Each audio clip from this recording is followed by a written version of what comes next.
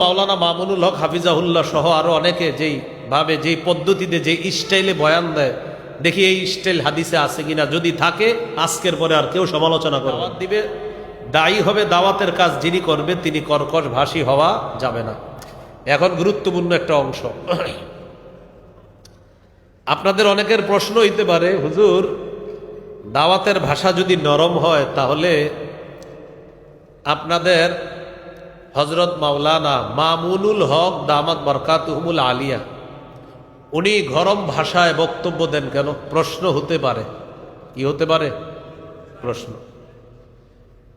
এবার আমার সাথে বলেন, বলেন মুনাফিকদের বিরুদ্ধে, জালেমদের বিরুদ্ধে কঠোর হওয়া আল্লাহ আদেশ করেছেন। কি আদেশ করেছেন? এবার বলেন জালেমদের বিরুদ্ধে, মুনাফিকের বিরুদ্ধে সতর্ক বার্তা হিসাবে কঠোর ভাষা প্রয়োগ করা কোরআনেও পাওয়া যায়, হাদিসেও পাওয়া যায়। এই যে হযরত মাওলানা মুফতি হাসান জামিল সাহেব হুজুর শেষের দিকে ভাষণ দিলেন না করা, তারা আজকে আমার বয়ানের পরে আল্লাহ জানে যাওয়ার সময় হয়তো বলে ফেলতেন, আচ্ছা আপনি না বললেন নরম ভাষায় দাওয়াত দিতে, হুজুর গরম হইল কেন? হইতে পারে।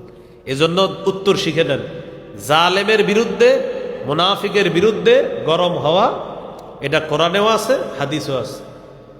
সূরা তাহরিম বলেন কোন সূরা?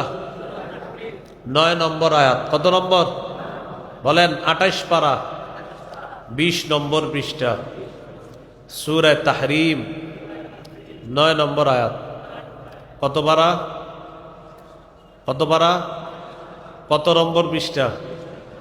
কোন সূরা? কত নম্বর আয়াত? এই আয়াতে আল্লাহ বলেন, ইয়া আইয়ুহান নাবিয়্যু জাহিদিল কুফফার ওয়াল মুনাফিকিনা ওয়াগলুজ আলাইহিম।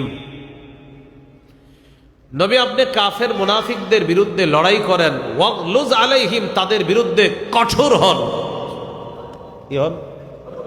ওয়াগলুজ, কঠোর হন, আলাইহিম তাদের বিরুদ্ধে। তাহলে মুনাফিকদের, তাহলে আমাদের দেশের কোন আলেম যদি মুনাফিকদের বিরুদ্ধে, জালেমদের বিরুদ্ধে আর মাজলুমের পক্ষে কঠোর ভাষা ব্যবহার করেন, এটা দোষণীয় না, বরং এই কথাও কোরআন সুন্নায় পাওয়া যায়। এবার প্রশ্ন হলো, মাওলানা মামুনুল হক হাফিজাহুল্লাহ সহ আরো অনেকে যেই ভাবে যেই পদ্ধতিতে যেই স্টাইলে বয়ান দেয়, দেখি এই স্টাইল হাদিসে আছে কিনা। যদি থাকে আজকের পরে আর কেউ সমালোচনা করবেন না।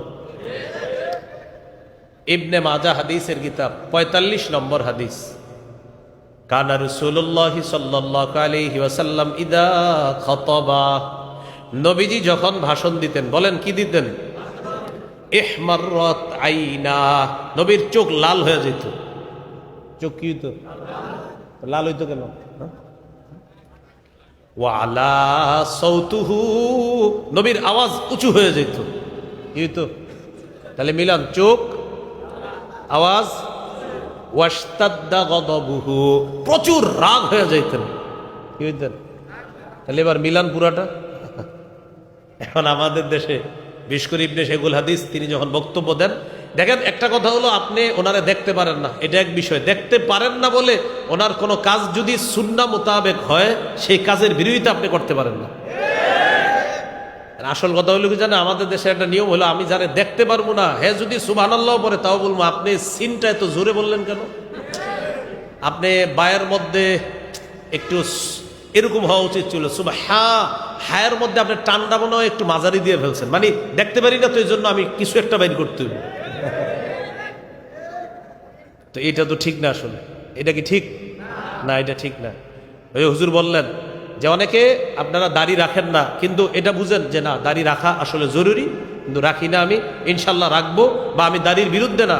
কিন্তু কি বললেন, যদি এরকম হয় যে আপনি দাড়ির সমালোচনা করেন, দাড়ি নিয়ে কটূক্তি করেন, তা আপনি ইসলাম থেকে বের হয়ে যাবেন। তাহলে অনেক ভাই আছে আমাদের যে ভাইয়ারা দাড়ি রাখতেছে না, ইনশাল্লাহ আমরা আশাবাদী রাখবে, কিন্তু তারা দাড়ির বিরুদ্ধে না। কিসের বিরুদ্ধে না? দাড়ির বিরুদ্ধে না। তাহলে নবীজি যখন ভাষণ দিতেন চোখ লাল হয়ে যেত, আওয়াজ উঁচু হয়ে যেত, রাগ হইতেন প্রচন্ড। কান্নাহু মুনদিরু জাইশিন, যেন নবীজি কোনো দলকে সতর্ক করতেন, সতর্ক বার্তা দিতেন, এমনভাবে আল্লাহ রসুল ভাষণ দিতেন।